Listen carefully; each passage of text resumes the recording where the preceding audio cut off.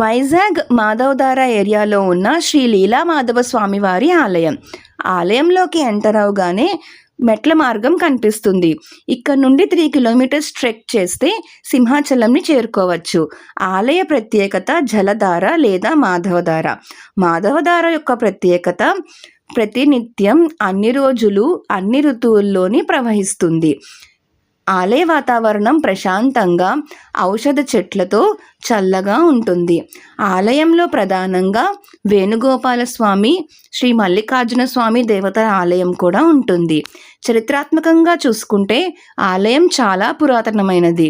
ఇక్కడ నాగదేవతల ఆలయం కూడా ఉంటుంది.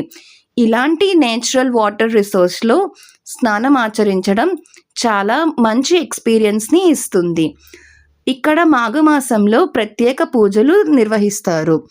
మరి మీరు ఈ టెంపుల్ని విజిట్ చేశారా? ఇలాంటి ఎక్స్పీరియన్స్ని తీసుకున్నారా? Do comment down me below and follow for more such content.